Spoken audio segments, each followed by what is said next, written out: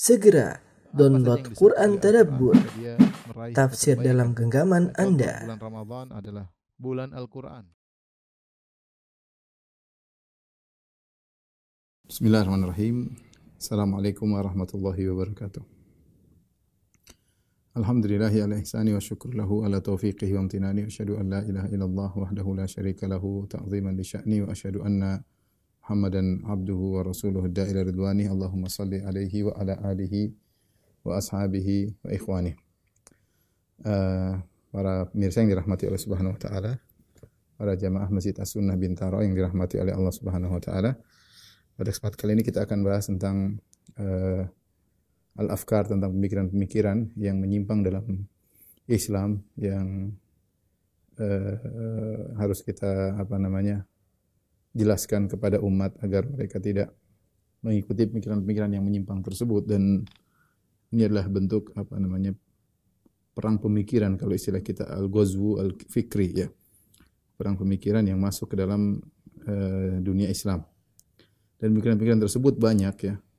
Pemikiran tersebut banyak dan tersebar di alam Islami, termasuk di antaranya tersebar di tanah air kita. Ya, kita berusaha pelajari satu demi satu, tidak lain adalah untuk membentengi diri kita dan juga keluarga kita jangan sampai terpengaruh dengan pemikiran-pemikiran tersebut. Dan pemikiran pertama yang ingin kita jelaskan yaitu pemikiran ingkarus sunnah, ya. Ingkarus sunnah yaitu menolak sunnah-sunnah Nabi sallallahu alaihi wasallam. Yang orang-orang yang menolak sunnah tersebut, mereka menamakan diri mereka dengan Al-Quraniyun, ya. Al-Quraniyun yaitu maksudnya adalah yang membatasi diri hanya pada Al-Quran dan tidak mengikuti sunnah Nabi sallallahu alaihi wasallam. Dan kita tahu bahwasanya orang yang mengingkari sunnah Nabi sallallahu alaihi wasallam secara umum ada dua model. Model pertama yang mengingkari seluruh sunnah-sunnah Nabi sallallahu alaihi wasallam, murni hanya membatasi diri dengan Al-Quran. Yang kedua, mengingkari sebagian sunnah Nabi sallallahu alaihi wasallam, mengingkari sebagian sunnah Nabi sallallahu alaihi wasallam. Yang mengingkari seluruh sunnah Nabi, mereka disebut dengan Al-Quraniyun, ya. Al-Quraniyun itu nisbah kepada Al-Quran, bahwasanya mereka pengikut Al-Quran tanpa mengikuti sunnah. Sebenarnya penamaan Al-Quraniyun kepada mereka adalah penamaan yang indah, tidak pantas bagi mereka. Kalau kita sebut Qur'ani, maksudnya adalah orang yang mengikuti Al-Quran, menjalankan Al-Quran dengan cara menjalankan yang benar, ya. Ya, maksudnya demikian. Yang perhatian terhadap Al-Quran, tentunya kalau perhatian terhadap Al-Quran akan mau tidak mau mempelajari sunnah-sunnah Nabi sallallahu alaihi wasallam, karena yang menjelaskan isi Al-Quran adalah Nabi Muhammad sallallahu alaihi wasallam. Tapi maksud mereka dengan Al-Quraniyun adalah orang-orang yang tidak mengikuti sunnah Nabi sallallahu alaihi wasallam. Dan itu tersebar. Dan kita juga tahu di tanah air kita juga ada pemikiran yang seperti ini, menolak sunnah secara total ada, dan menolak sebagian sunnah juga ada, ya. Ikhwan dan akhwat yang dirahmati Allah Subhanahu wa taala, sebelum kita masuk kepada Al-Quraniyun, ya, kita jelaskan dulu tentang wahyu, ya. Wahyu kepada Nabi sallallahu alaihi wasallam.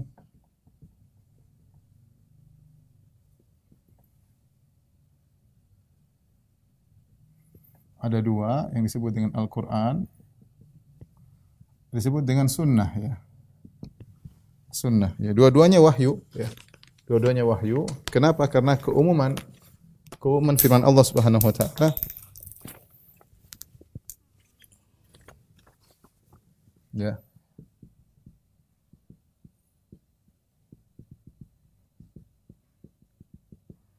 Seperti firman Allah Subhanahu wa taala, "Wa ma yamtiku anil hawa." Dan Muhammad itu tidak berbicara dari hawa nafsunya, ya. Muhammad tidak berbicara dari hawa nafsunya. In huwa illa wahyu yuha. Kata Allah, in huwa illa wahyu yuha. Wahyun yuha. Yang diucapkan itu adalah wahyu, ya. Yang diucapkan adalah wahyu. Ini jelas, ya. Jadi Rasulullah SAW tidak mungkin tidak mungkin berbicara dengan hawa nafsunya ya. Kalaupun Rasulullah SAW berijtihad, dia pasti dibangun di atas ilmu yang dia miliki. Kalau salah akan ditegur oleh Allah Subhanahu wa taala. Tidak mungkin dengan hawa nafsu. Entah dapat wahyu langsung dari Allah atau melalui database ilmu yang sudah dia miliki, kemudian dia berijtihad. Kalau benar, maka dibiarkan oleh Allah. Kalau salah akan ditegur oleh Allah Subhanahu wa taala. Yang kedua, Allah berfirman, "Walau taqawwala 'alaina ba'd al-aqawil."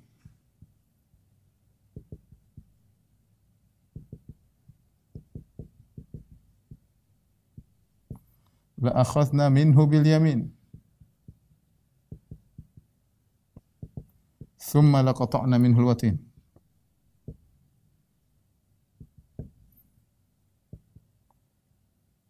Fama minkum min ahadin anhu hajizin. Kata Allah Subhanahu wa taala, kalau Muhammad ngarang-ngarang atas nama kami, ya. Kalau Muhammad ngarang atas nama kami, laqata'na minhu ba'd al-aqawil, sebagian karangan, ya. Sebagian karangan, ya, hanya ngarang-ngarang sendiri. La akhadna minhu bil yamin, sungguh kami akan menyiksanya, akan mengazabnya. Bahkan kata Allah Subhanahu wa taala, "Tsumma laqata'na minhul watin." Kami akan potong urat jantungnya, ya. Itu kami akan bunuh dia. Ya. Jadi Nabi tidak mungkin ngarang-ngarang ya. Kalau menyandarkan kepada Allah dengan Al-Quran maupun dengan Sunnah, nggak mungkin Nabi ngarang. Jadi apa yang dibawakan oleh Nabi SAW dalam Al-Quran maupun Sunnah, dua-duanya adalah hujjah ya. Dua-duanya adalah bentuk wahyu. Dan Allah Subhanahu Wa Taala menyebutkan secara tentang Sunnah dalam Al-Quran. Misalnya Allah sebutkan dengan hikmah. Kata Allah Subhanahu Wa Taala, laqad manna Allahu 'alal mu'minin laqad manna Allahu 'alal mu'minin idh ba'atha fihim rasulan min anfusihim. Laqad manna Allahu 'alal mu'minin idh ba'atha fihim rasulan min anfusihim yatlu 'alaihim ayatihi wa yuzakkihim wa yu'allimuhumul kitab wal hikmah. Kata Allah Subhanahu wa taala, dan sungguh Allah telah memberi anugerah kepada kaum mukminin, idz ba'atsa fihim rasulan min anfusihim. Tatkala Allah mengutus dari diri mereka seorang rasul, yatlu alaihim ayatihi wa yuzakkihim. Allah membacakan ayat-ayat Allah kepada mereka. Wa yuzakkihim, dan mensucikan mereka. Wa yu'allimuhumul kitaba wal hikmah wa in kanu min qablu fi dhalalim mubin. Dan mengajarkan kepada mereka Alkitab dan hikmah. Mengajarkan Alkitab maksudnya Al-Qur'an. Al-Quran. Al-hikmah adalah sunnah. Sebagaimana ditafsirkan oleh Syafi'i rahimahullah ta'ala. Maksudnya adalah sunnah. Apalagi selain sunnah. Jadi Allah selain mewahyukan Al-Quran, dua-duanya wahyu. Sunnah juga wahyu. Hanya saja metodenya berbeda. Tapi Allah yang mengajarkan Nabi untuk memberi karunia kepada kaum ini dengan Nabi mengajarkan al-hikmah, itu sunnah. Demikian juga dalam surat Al-Ahzab, kata Allah Subhanahu wa taala, "Wadhkurna," kepada istri-istri Nabi, "ma yutla fi buyutikunna min ayatillahi wal hikmah. Innallaha kana latifan khabira." Dalam surat Al-Ahzab kata Allah, wahai istri Nabi, wadhkurna, dan sebutkanlah ma yutla fi buyutikunna, yang dibaca di rumah-rumah kalian, yaitu bersama Nabi tentunya, di rumah-rumah kalian, rumah-rumah istri-istri Nabi. Min ayatillah, yaitu Al-Qur'an, ini Al-Qur'an, wal hikmah. Min ayatillah maksudnya Al-Qur'an. Wal hikmah maksudnya sunnah. Ya. Maksudnya adalah sunnah. Ini Allah sebutkan tentang as-sunnah dalam Al-Qur'an, ya, bahwasanya sunnah adalah wahyu dari Allah Subhanahu wa taala. Dan terlalu banyak dalil bahwasanya kita diperintahkan untuk patuh kepada Nabi sallallahu alaihi wasallam ya. Terlalu banyak dalil memerintahkan kita untuk patuh kepada Nabi sallallahu alaihi wasallam ya. Demikian juga dalam hadis ya. Dalam hadis ya. Banyak sekali.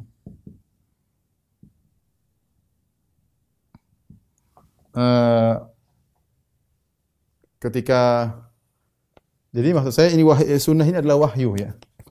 Sunnah ini adalah wahyu. Ini maksudnya demikian. Wahyu juga.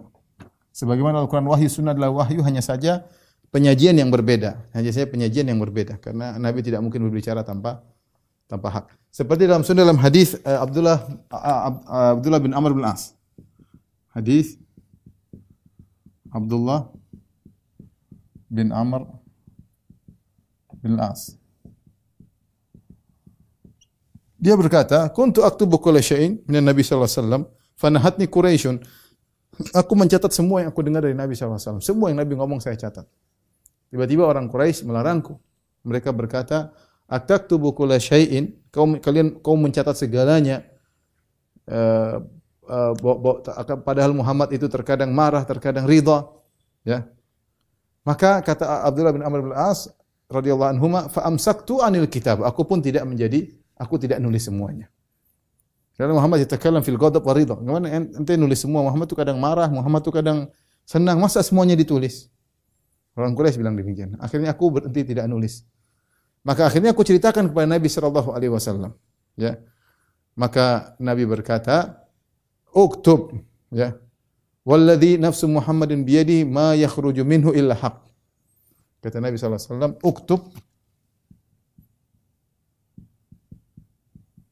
"Walladzi nafsu Muhammadun biyadihi la yakhruju minhu illa haq." Illa haq. Kata Nabi, tulislah. Tidak ada yang keluar. Nabi sambil memegang mulutnya.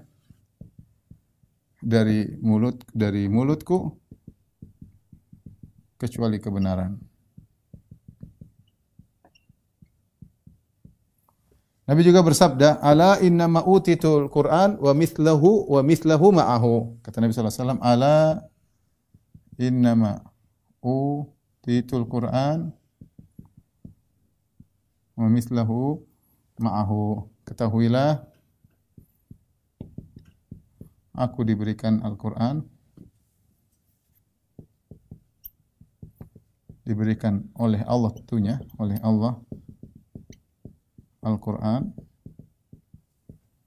dan yang semisalnya bersamanya. Semisalnya bersama Al-Quran, bersamanya. Semisalnya ini maksudnya adalah sunnah, ya. Maksudnya adalah sunnah Nabi.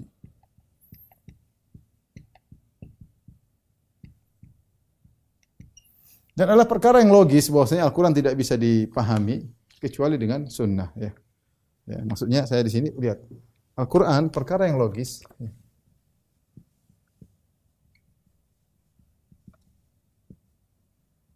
Bahwasanya Al-Quran baru bisa sempurna dipahami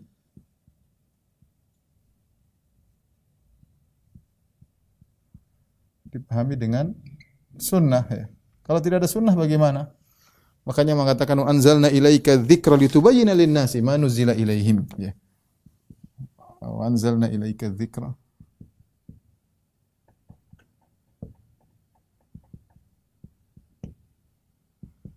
litubayyana lin-nas ma nuzila ilaihim. Kata Allah, dan kami turunkan kepada engkau Al-Quran untuk apa? Litubayyin. Perhatikan kata Allah. Litubayyin. Agar kau Muhammad menjelaskannya. Kami turunkan Al-Quran untuk kau jelaskan. Engkau jelaskan, wahai Muhammad, kepada manusia. Ya. Kepada manusia, ya. Jadi penerapan Al-Quran adalah jelas. Kita bagaimana mau tahu penerapan yang sempurna? Aisyah pernah berkata kata Aisyah tentang Nabi radhiyallahu anha, tentang Nabi sallallahu alaihi wasallam, kana khuluquhu al-Qur'an. Akhlak Nabi adalah Al-Qur'an. Maksudnya Nabi adalah Al-Qur'an berjalan kalau bahasa kita. Penerapan Al-Qur'an adalah pada Nabi sallallahu alaihi wasallam ya. Gimana kita mau paham Al-Qur'an dengan baik kalau tidak melalui Nabi sallallahu alaihi wasallam? Dan terlalu banyak ayat ya. Terlalu banyak ayat menyuruh untuk mengikuti Nabi sallallahu alaihi wasallam ya. Terlalu banyak ayat. Lebih dari 30-an kalau tidak salah. Banyak ayat memerintahkan taat kepada Nabi. Banyak sekali. Bahkan digandingkan dengan Allah Subhanahu wa taala, banyak sekali ya.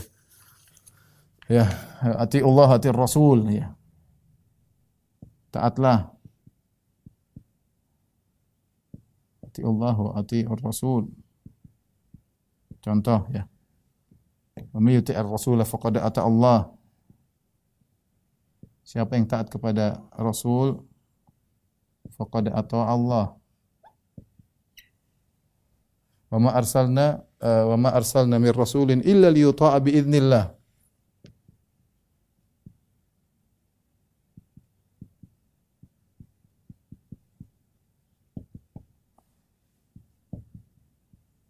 Banyak sekali. Tidaklah kami utus seorang rasul kecuali untuk ditaati. Banyak sekali ya. Wa ma atakumur rasulu fakhudhu. Banyak sekali ya. Wa ma atakumur rasul fakhudhu. Intinya banyak sekali. Kalau apa dari Rasul ambillah, wa man nahakum anhu fantahum, apa yang Rasul larang maka tinggalkanlah. Taatlah kepada Allah, taatlah kepada Rasulullah. Fala wa rabbika la yu'minun, kalau mereka demi Allah tidak akan beriman sampai mereka menjadikan engkau wahai Muhammad sebagai hakim di antara mereka. Falyahdharil ladzina yukhalifuna an amri an tusibahum fitnatun aw yusibahum adzabun alim. Hendaknya mereka waspada, hati-hati ketika mereka menyelisih perintahmu wahai Muhammad, akan ditimpa dengan fitnah atau ditimpa azab yang pedih. Terlalu banyak ayat-ayat yang ini semua bisa ambil kesimpulan. Intinya saya ingin bahas di sini bahwasanya sunnah adalah wahyu. Sunnah adalah wahyu ya. Adalah wahyu. Entah langsung Allah wahyukan kepada Nabi sallallahu alaihi wasallam dengan makna sehingga Rasulullah SAW mengungkapkan dengan ungkapannya, atau dengan Rasulullah berijtihad dengan database ilmu yang dia miliki. Dan Allah beri kesempatan, dan kalau benar Allah akan biarkan, kalau salah Allah akan tegur ya. Allah akan tegur. Tapi intinya sunnah adalah wahyu dari Allah Subhanahu wa taala. Dan sunnah secara umum bisa dibagi tiga ya. Sunnah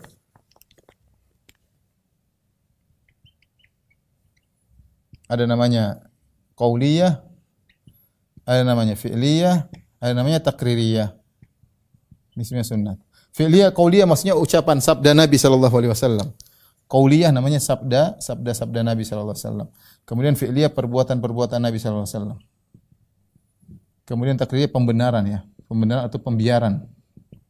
Pembiaran Nabi sallallahu alaihi wasallam. Nabi biarkan orang di depan dia melakukan sesuatu berarti boleh. Kalau haram pasti Nabi sudah tegur. Tapi ini muqaddimah, di sini kita akan bahas apa itu Al-Qur'aniyun biidznillah taala.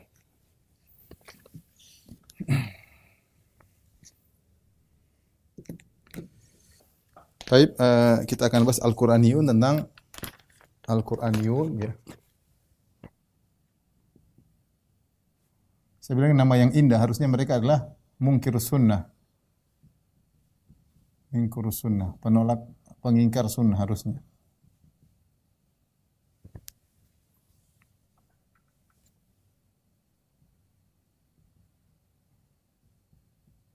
Nama yang lebih cocok ini sebenarnya. Tapi demikianlah sudah menjadi satu istilah Al-Qur'aniyun, yaitu orang-orang yang maksudnya yang hanya menjadikan Quran, yang hanya menerima Al-Quran saja.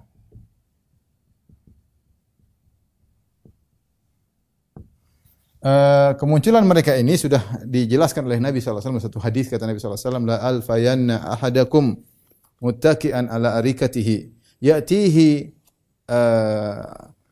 amrun min indi ya.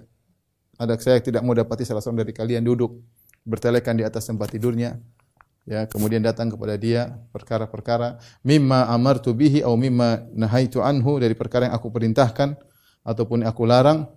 Kemudian dia mengatakan ya, biarkan aku bersama Al-Qur'an. Ya. Ma wajadnahu fil Qur'an ittaba'nahu. Apa yang kami dapat Al-Qur'an, kami ikuti. Kalau enggak ada, kami enggak ikuti, ya. Jadi Nabi sudah kabarkan akan muncul golongan Qur'aniyun ini yang mereka tidak mau mengambil sunnah Nabi sallallahu alaihi wasallam. Nabi mengatakan akan ada orang seperti itu dan ternyata datang. Baik, yang pertama kita bahas adalah faktor-faktor munculnya pemikiran ini.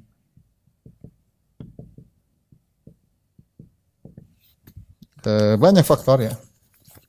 Ada buku bagus ya, ini sekedar ini buku namanya Al-Qur'aniyun ya. Buku ini saya ambil dari buku ini Al-Qur'aniyun ya, khusus ya. Ya tidak terlalu tebal, cuma 400 halaman tentang Al-Qur'aniyun ya. Faktor-faktor munculnya banyak ya. Di antaranya kalau kita gampang ada iblis faktor utamanya. Dari faktor yang nampak bagi kita, yang pertama adalah firqah-firqah sesat sebelumnya.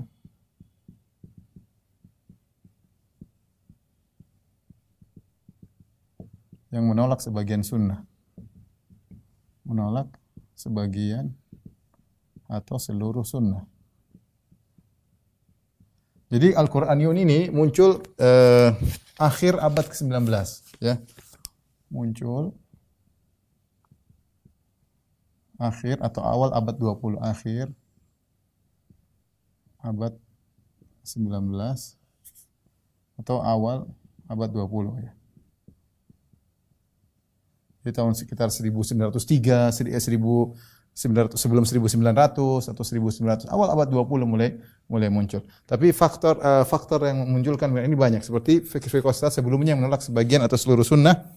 Di antaranya misalnya adalah Syiah ya. Syiah kita tahu menolak seluruh sunnah ya. Mereka menolak seluruh hadis kecuali hadis-hadis imam. Menolak seluruh hadis-hadis sahabat.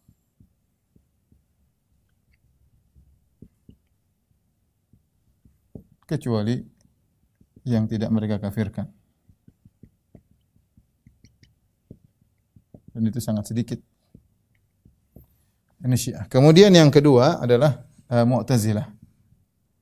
Mu'tazilah ini berbagai macam model. Yang paling parah misalnya Ibrahim An-Nadham. An-Nadham ini menolak hadis mutawatir.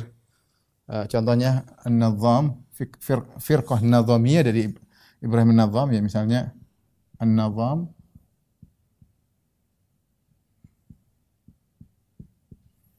menolak bahkan hadis-hadis mutawatir. Bahkan dia menolak ijma,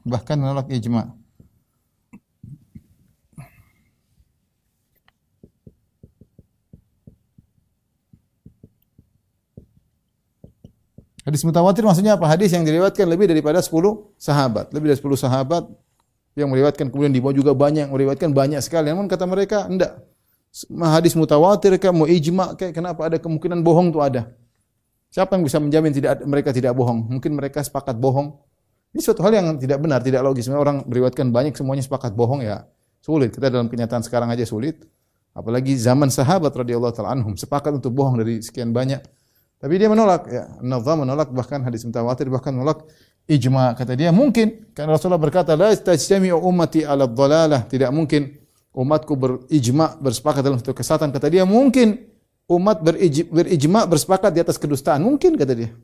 Logika dia mungkin aja. Ya mungkin aja. Kalau gitu tidak bisa dijadikan dalil. Tidak bisa dijadikan dalil. Ya. Sebagian mereka ya.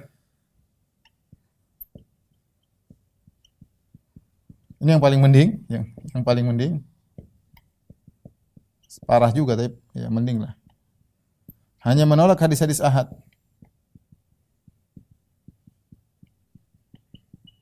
Hadis-hadis ahad. Intinya produk mereka Mu'tazilah, produk mereka banyak ya. Produk akidah mereka gara-gara ini banyak ya. Di antaranya menolak syafaat misalnya. Menolak syafaat. Tidak ada syafaat. enggak masuk akal, hadisnya tidak masuk akal, mau mutawatir mau apa enggak diterima. Misalnya menolak melihat Allah pada hari kiamat. Mereka menolak. Contohnya menolak alam barzakh. Tidak ada alam barzakh. Hadisnya semuanya ahad, padahal hadisnya mutawatir. Sama menurut Al-Qadhi Abdul Jabbar dalam kitab Masyarul Usul Khamsah ketika menolak sifat ru'yah, Allah bisa lihat pada hari kiamat, dia hadisnya ahad. Padahal hadisnya diriwayatkan 26 sahabat mutawatir. Tapi dia karena jahil, dia mengatakan hadisnya ahad. Gimana ahad? Hadis tentang azab kubur banyak mutawatir, bukan hadis ahad. Hadisnya mutawatir, banyak sekali sahabat yang meriwayatkan tentang hadis alam barzakh. Kemudian misalnya lagi menolak mizan, menolak sirat misalnya. Ini semua berkaitan dengan penolakan terhadap hadis. Ya, produk-produk ini selain didasarkan karena akal, tapi mereka juga menolak karena hadis-hadis Nabi Shallallahu Alaihi Wasallam. Mereka tidak bisa diterima. Apakah karena mereka menolak sebagian hadis atau mereka menolak? Kalau sudah menolak mutawatir juga ya berarti semua hadis ditolak. Seperti Ibrahim An-Nadham. Ya. Ini langkah awal, ya, peletak batu pertama untuk menolak sunnah-sunnah di kemudian hari. Menolak sunnah-sunnah di kemudian hari. Kemudian di antara faktor disebutkan oleh para ulama seperti penjajahan Inggris. Kenapa dikatakan penjajahan Inggris di India, Pakistan dan sekitarnya?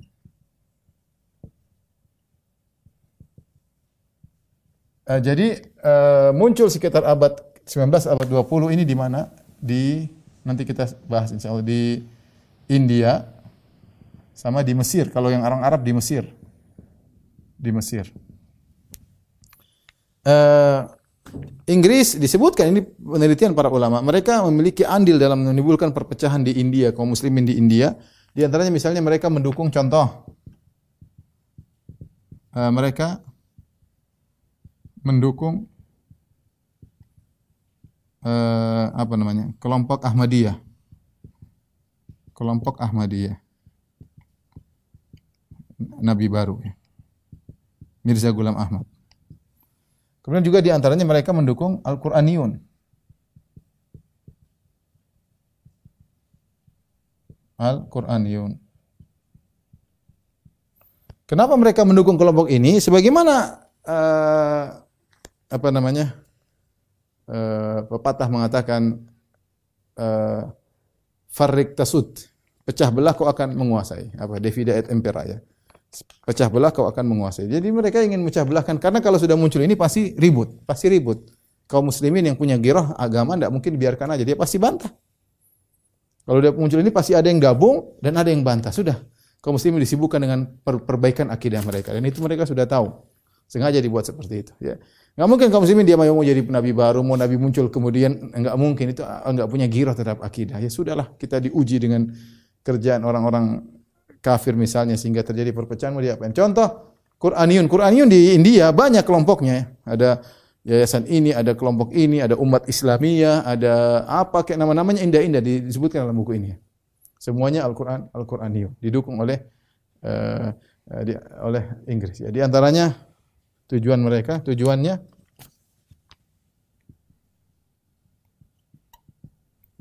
pertama memecah belah umat Islam sehingga sibuk dengan mereka sendiri, menghilangkan ruh jihad,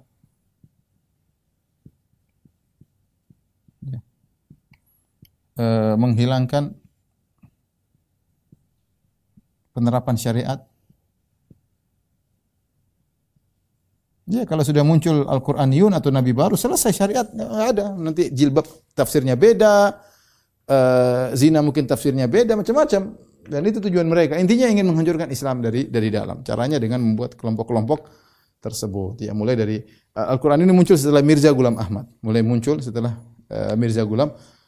Ghulam Ahmad. Jadi ini di antara faktor yang membuat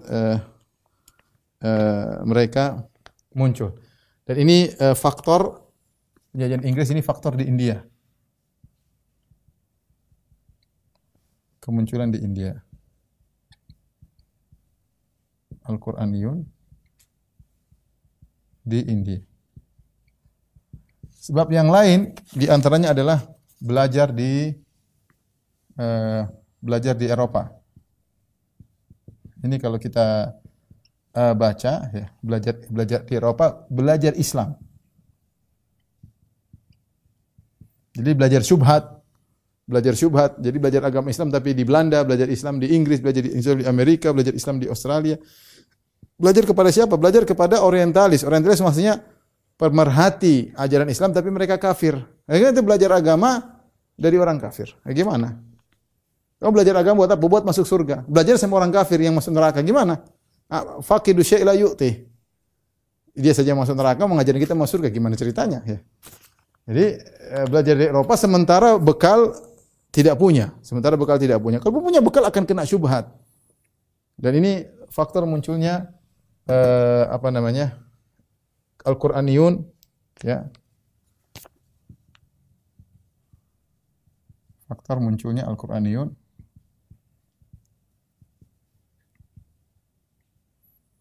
di Mesir.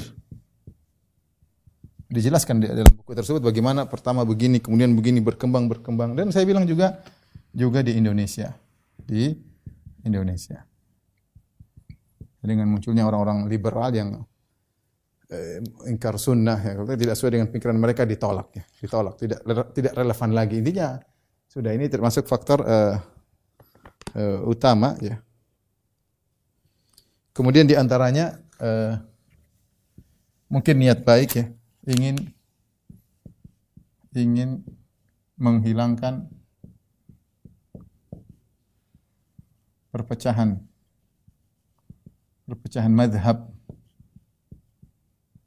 mazhab di antara kaum muslimin.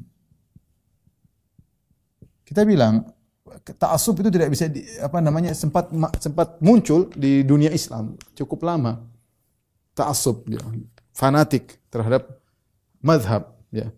Sehingga akhirnya timbul pertikaian antara mazhab Syafi'i dengan mazhab Hanafi, kencang perbantah-bantahan dan diikuti oleh pengikut-pengikutnya. Ta'assub itu muncul ya, Seorang kalau belajar fikih, dia fikih mazhab dan dia tidak membekali dirinya dengan kecintaan terhadap sunnah dan perkataan yang benar, khawatir kadang-kadang dia ta'assub dengan mazhab dia. Apalagi dia tidak menghormati ulama yang lain, ulama dari mazhab yang lain, tidak pernah mempelajari pendapat-pendapat mereka, sehingga akhirnya timbul ta'assub. Dan ini tidak bisa kita pungkiri, terjadi kenyataan ya. Ya, banyak di antara mereka juga yang masya Allah meskipun mazhab tapi tidak fanatik. Yang dibenci adalah fanatik dalam bermazhab. Bermazhab itu bagus tapi jangan fanatik. Nah, muncul kefanatikan.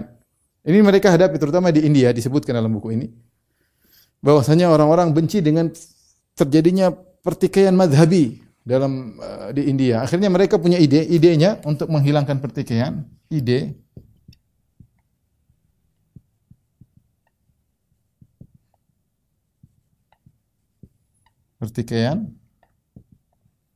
buang sunnah. Sudah kembali kepada Al-Quran saja. Hanya kembali kepada Al-Quran.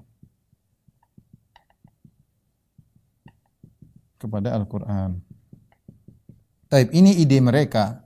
Dan mereka ungkapkan bahwasanya dengan cara kita membuang sunnah, kita akan bersatu. Kenyataannya, apakah mereka golongan Al-Quran yang bersatu? Ternyata juga tidak mereka. Cara mereka saja nanti kita sebutkan, salat mereka caranya aneh-aneh. Cara salat mereka adalah aneh-aneh. Nah, dari sini kita tahu bahwasanya inilah faktor-faktor yang menimbulkan Al-Quraniyun ya, terutama di India dan di Mesir ya. Di India saya sebutkan tokoh-tokohnya di India. Pertama adalah misalnya Sayyid Ahmad Khan ya. Sayyid Ahmad Khan ya, dia punya syubhat yang mengatakan ngapain kita percaya kepada sunnah. Sunnah itu hanyalah, dia yang tersyubhat nanti, hanyalah berdasarkan kepada ingatan para sahabat, para tabi'in, mungkin ingatannya berkhianat sehingga ingatannya lupa ya. Bagaimana kita mau percaya sama sunnah? Kemudian Sayyid Ahmad Khan ini juga dia akhirnya mengingkari sunnah karena dia berusaha menafsirkan dengan penemuan-penemuan ilmiah atau sains yang ada dari Gharb, dari Eropa, dari barat yang menurut dia tidak cocok dengan hadis, maka dia pun menolak hadis. Menurut dia ya. Seperti itu ya.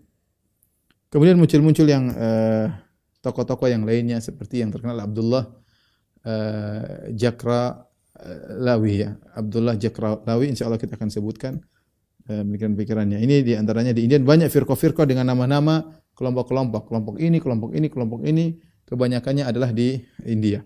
Di Mesir juga muncul ya di akhir abad ke-19 juga sekitar 1870-an, 1850-an mulai muncul Masehi, mulailah muncul tokoh-tokoh yang dimulai dari Jamaluddin Al-Afghani, tidak langsung menolak sunnah tapi meletakkan dasar-dasar untuk penolakan terhadap sunnah ya. Dan dia berpendapat wahdatul adyan, semua agama benar ya. Kemudian dia punya majelis, waktu itu majelis dia orang pada hadir dan dia ngajar pemikiran-pemikirannya sampai akhirnya dia punya pengikut-pengikut. Di antara yang terkenal misalnya yang melanjutkan pemikiran seperti Mahmud Abu Rayyah ya, Mahmud Abu Rayyah yang punya buku Adwa ala Sunnah al-Muhammadiyah. Di situ dia mencela sunnah-sunnah Nabi sallallahu alaihi wasallam, membuat keraguan terhadap sunnah-sunnah Nabi sallallahu alaihi wasallam. Dan juga Ahmad Amin. Bahkan di antaranya yang terkenal adalah Muammar al-Kadzafi, disebutkan sini Muammar al-Qaddafi kalau bahasa kita, Muammar al-Qaddafi, Al-Aqid Muammar al-Qaddafi yang menolak juga sunnah sehingga akhirnya datang utusan dari Rabi'atul Alam Islami bertemu dengan dia menasihatinya, di antara juga Syekh bin Baz mengirim utusan untuk menasihati dia, terpengaruh dengan pemikiran menolak sunnah. Tapi kita akan bahas tentang syubhat-syubhatnya ya. Kemudian tentang misalnya contoh-contoh pengamalan mereka ya. Tapi ada beberapa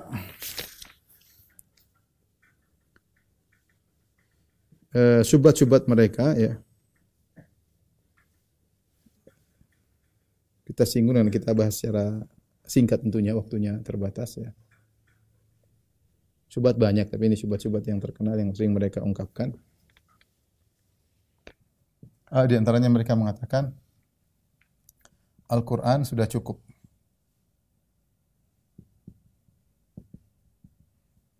Nah, kata mereka tibyanan likulli syai'.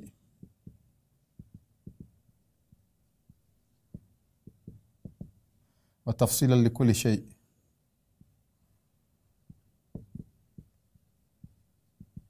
Kata mereka Al-Quran sudah menjelaskan, Al-Quran adalah penjelas dari segala sesuatu, perincian terhadap segala sesuatu.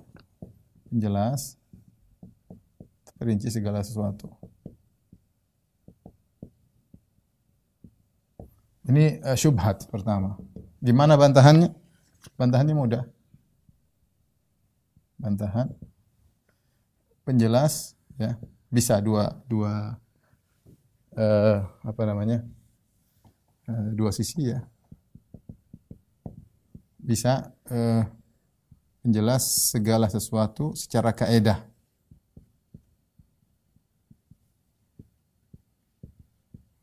Secara kaedah. Islam sudah lengkap, sudah secara kaedah. Kalau penjelas sesuatu bilang rokok hukumnya apa, di Al-Quran enggak ada rokok ya. Enggak ada rokok hukumnya apa, enggak ada, mana cari Al-Quran enggak ada. Tapi kita bisa punya kaedah, bisa diambil dari Al-Quran. Maksudnya menjelas segala sesuatu secara kaedah. Kaedah sudah ada yang diperlukan oleh manusia sudah dalam Al-Quran. Atau bantahan kedua maksudnya penjelas segala sesuatu dengan disertai sunnah. Disertai sunnah. Karena Allah Subhanahu wa taala mengatakan wa anzalna ilaika dzikra litubayyana lin-nas. Ya. Wa anzalna ilaika dzikra litubayyana lin-nas ma nuzzila ilaihim. Ini jelas sekali. Kami turunkan Al-Quran kepada engkau wahai Muhammad litubayyin, agar engkau menjelaskan. Jadi penjelas Al-Quran adalah Nabi sallallahu alaihi wasallam untuk menjelaskan. Jadi sesuai dengan hadis Nabi, allamana Nabi sallallahu alaihi wasallam kullu syai'in hatta al-qira'ah. Nabi mengajarkan kepada kami segala sesuatu. Sampai ada buang hajat Nabi pun mengajarkan, dan jelas sunnah lengkap sekali. Penjelas dari Al-Quran, ya, penjelas dari Al-Quran ya. Ini gampang sekali ya. Kemudian bantahan berikutnya, ini bantahan pertama. bantahan kedua, ya. Bagaimana cara menjalankan perintah yang global dalam Al-Quran. Dalam Al-Quran. Jika tanpa sunnah.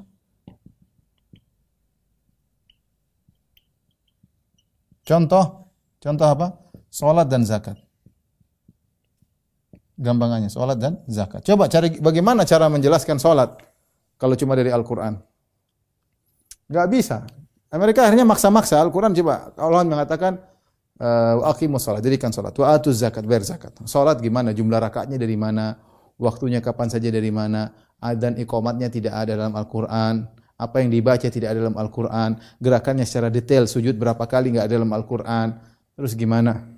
Gimana meletakkan tangan dalam salat enggak ada dalam Al-Quran. Pembatal-pembatal salat apa saja enggak ada dalam Al-Quran. Rukun-rukunnya apa saja, syarat-syaratnya enggak ada dalam Al-Quran. Terus gimana caranya menjalankan salat? Akhirnya mereka terpaksa mereka berusaha membuat sistem salat yang tidak diajar. Saya kalau baca lucu banget ya. Saya tidak di buku tapi intinya ada beberapa yang saya baca, mereka berselisih tentang cara salat. Ada yang mengatakan di antara firqah mereka ada yang mengatakan salat 5 waktu, ada yang mengatakan 4 waktu, ada yang mengatakan ini firqah-firqah dalam Al-Qur'aniyun, ada yang mengatakan 3 waktu, ada yang mengatakan cuma 2 waktu sehari. Mereka khilaf karena mereka enggak mau pakai hadis, enggak mau. Mereka khilaf karena mereka khilaf dalam menafsirkan firman Allah Subhanahu wa taala, wa aqimis salata tarafayn nahari wa zulafam minal lail. Innal hasanat yudhibuna sayyi'at, dzalika dzikra lidzakirin dalam surat Hud.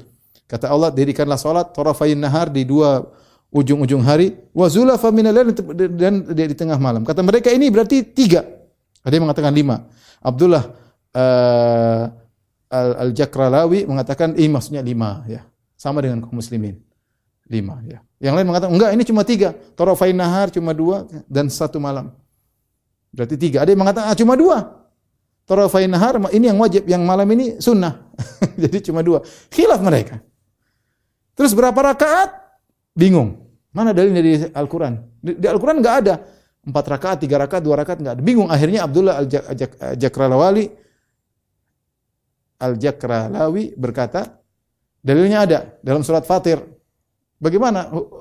Kata dia, Allah berfirman, Alhamdulillahi fatiris samawati wal ard alim alhamdulillahi fatiris samawati ja'ilal malaikati rusulan uli ajnihatin masna wa thulatha wa ruba'.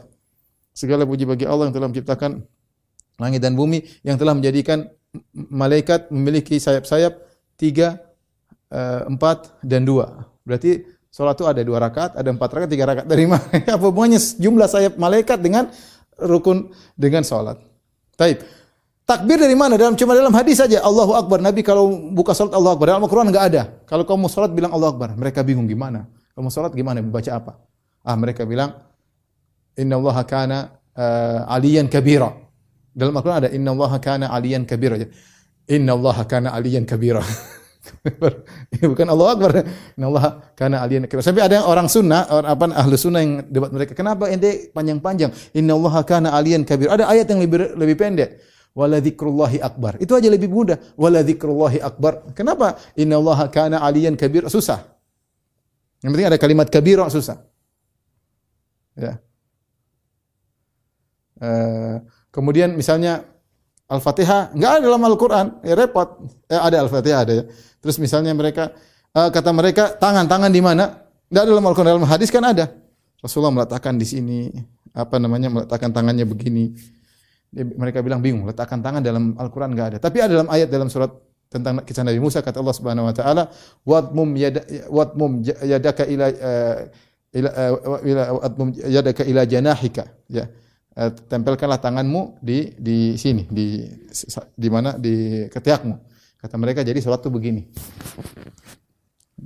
Karena Nabi Musa disuruh untuk meletakkan tangan di dada. Jadi salatnya begini. Jadi Innallaha kana aliyan kabira. Terus di antara mereka juga nanti kalau kamu ruku, karena dalam Al-Qur'an ada warka'u ma'ar raki'in, ruku lah. Oh berarti ada ruku. Ruku gimana caranya? Enggak ada dalam Al-Qur'an. Ya harus sesuai sunnah. Tapi ya mereka bilang bisa ruku. Terus enggak ada bangkit dari ruku tuh enggak ada dalam Al-Qur'an. Yang ada cuma sujud. Jadi mereka setelah ruku langsung sujud. Jadi salatnya rukuk langsung apa? Sujud. Mereka khilaf cara-cara salatnya. Nanti ada yang mengatakan, enggak, sujud cuma sekali aja, jangan dua.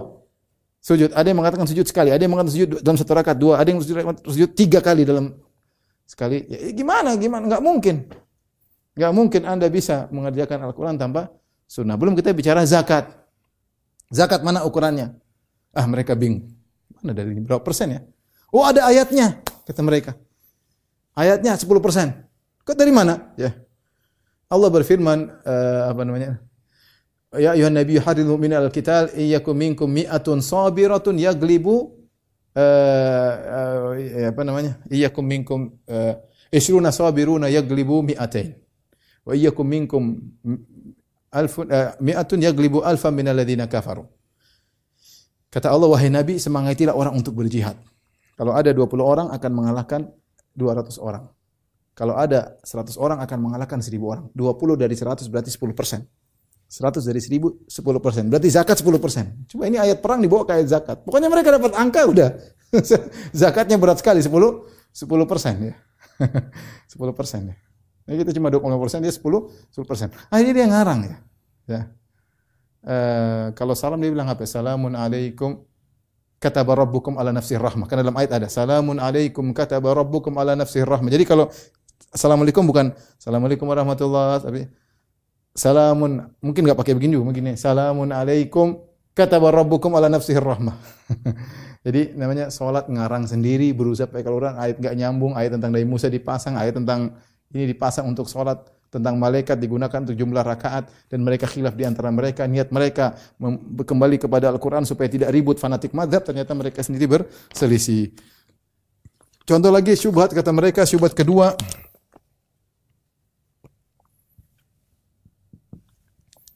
kata mereka misalnya Nabi melarang menulis hadis.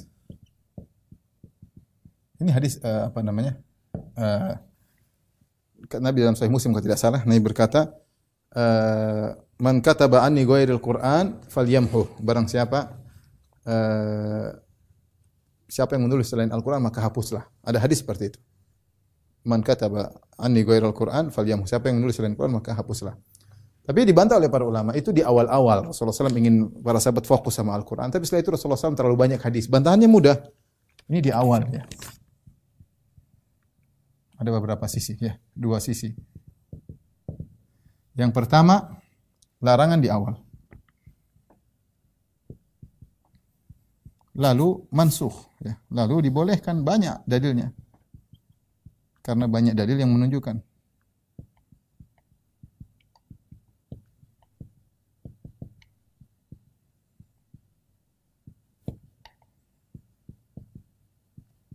Seperti Nabi mengatakan, "Uktubu li Abi Syah." Uktubu li Abi Syah. Tulislah buat Abi Syah. Abi Syah. Kata Nabi, tuliskan hadis buat dia. Contohnya Rasulullah mengatakan, ihfadhuhu ya. Wa ablighu man wara'akum. Seperti Nabi berkata kepada Wahb bin Qais, hafalah apa yang aku sampaikan dan sampaikanlah kepada orang-orang di belakang kalian. Rasulullah suruh hafal, suruh sampaikan, kemudian berarti Rasulullah suruh perhatian, bukan suruh dilupakan ya. Kemudian tadi seperti hadis Abdullah bin Amr bin As, kata Rasulullah SAW, "Uktub." Tulis semua yang aku ucapkan. Walladzi nafsu Muhammad biyadihi, ma yakhruju minhu illa haq. Tidak ada yang keluar dari mulut kecuali kebenaran. Ditulis. Di antaranya Abu Hurairah juga nulis. Di antaranya Abdullah bin Amr bin As punya buku sahifah namanya Sahifah As-Sadiqah, nulis juga. Di antaranya Nabi SAW nulis surat kepada para raja-raja. Nabi sulit kan suruh tulis surat kepada Raja Heraklius, dan sampai sekarang masih ada dalam Sahih Bukhari ya. Suruh kirim surat kepada Muqawqis, kepada raja-raja. Tulisan banyak ya. Banyak ya. Qayyidul ilma bil kitabah, tulislah ilmu dengan apa? Catatlah ilmu dengan, ikatlah ilmu dengan tulisan ya. Ini jawaban pertama. Jawaban kedua, larangan tersebut berlaku jika hadis ditulis bersama dengan lembaran Al-Qur'an. Ini yang Nabi larang. Jadi dahulu mereka tulis Al-Qur'an, terus nanti mungkin di samping kanan kirinya ada hadis sabda Nabi, mereka tulis, atau mereka Rasul bilang jangan, nanti biar tidak tercampur antara Al-Qur'an dengan hadis, karena hukumnya berbeda. Jadi hapus yang selain Al-Quran hapus. Kalau mau Al-Quran, Al-Quran doang.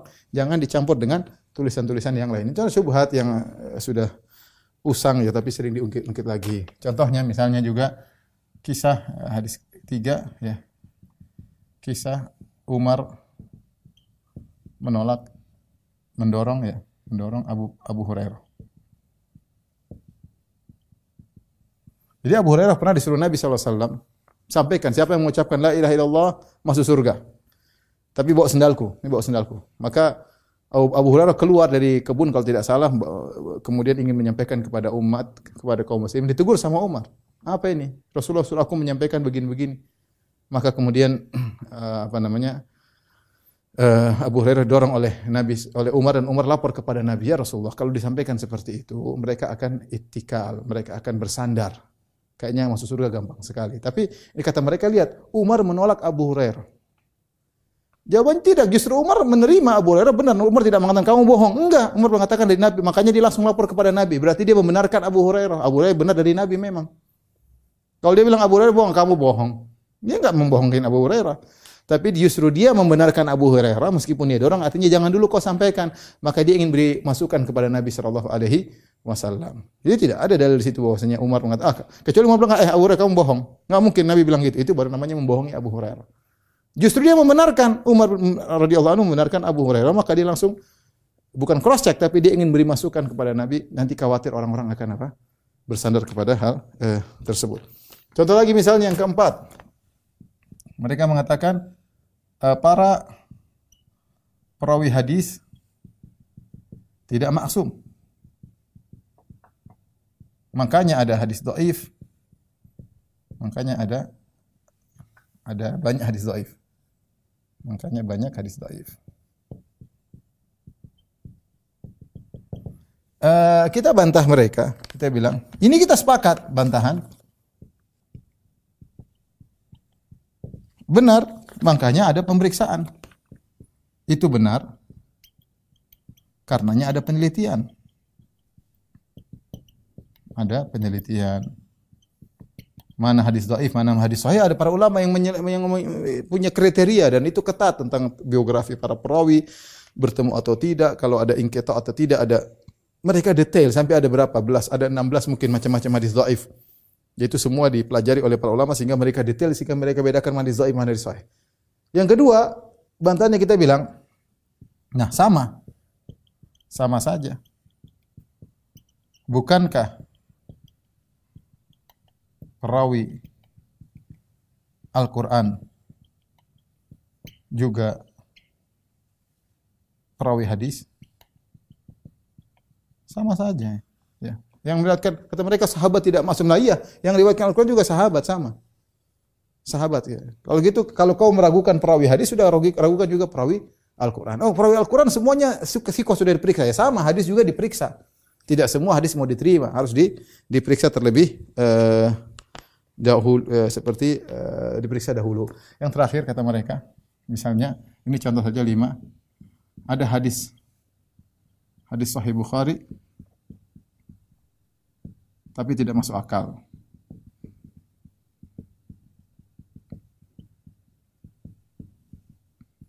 Seperti hadis disihirnya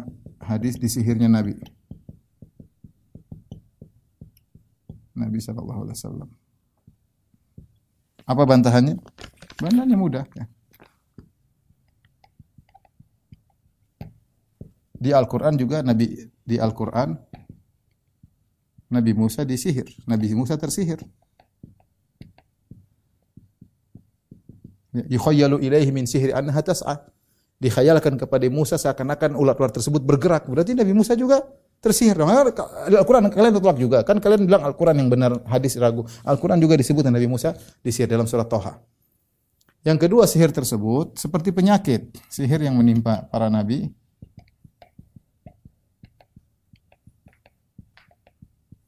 Seperti penyakit, tidak ada kaitannya dengan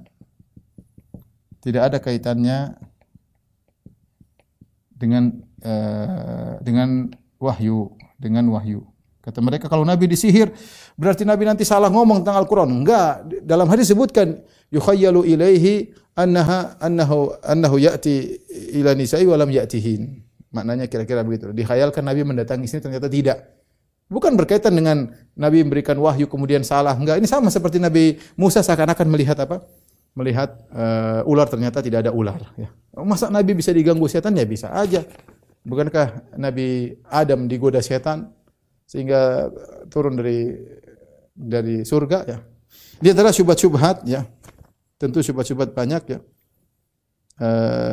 Tapi kita cukupkan syubhat-syubhat ini saja. Allah musta'an ya.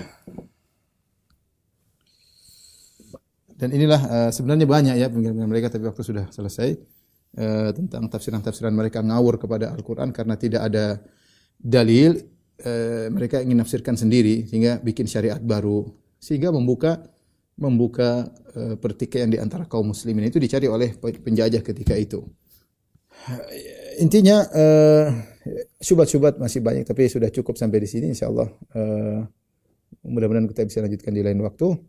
Inilah golongan Al-Qur'aniyun atau ingkarus sunnah. Kita harus waspada, kita yakin bahwasanya sunnah telah ditulis oleh para ulama, Nabi sendiri sudah menulisnya, dituliskan oleh para sahabat, dituliskan oleh para ulama di Quran Mufaddalah ya, di abad kedua sudah ditulis ya. Dan seterusnya, dan kemudian diadakan pemeriksaan yang sangat ketat, biografi para perawi terjaga, dan sunnah bukan cuma dijaga melalui tulisan, bahkan diamalkan dengan amalan, dijaga dari sisi hafalan, dari sisi tulisan, juga dari sisi pengamalan ya. Jadi kita tidak ragu Allah menjaga Al-Qur'an, dan konsekuensinya Allah akan menjaga sunnah ya. Inna nahnu nazzalna dzikra wa inna lahu lahafizun. Kami turunkan Al-Qur'an dan kami akan menjaga Al-Qur'an. Di antara konsekuensi menjaga Al-Qur'an, menjaga penjelasnya. Al-Qur'an saja dijaga, penjelasnya tidak dijaga, ya percuma. Apa fungsi faedah dari Al-Qur'an kalau penjelasnya tidak ada? Kalau tanpa Al-Qur'an, lihat tadi gimana cara salat, bingung tadi ya. Khilaf di kalangan mereka. Wallahu a'lam bishawab. Demikian kurang lebih, insyaallah kita lanjutkan kesempatan yang lain. Wabillahi taufiq wal hidayah. Assalamualaikum warahmatullahi wabarakatuh.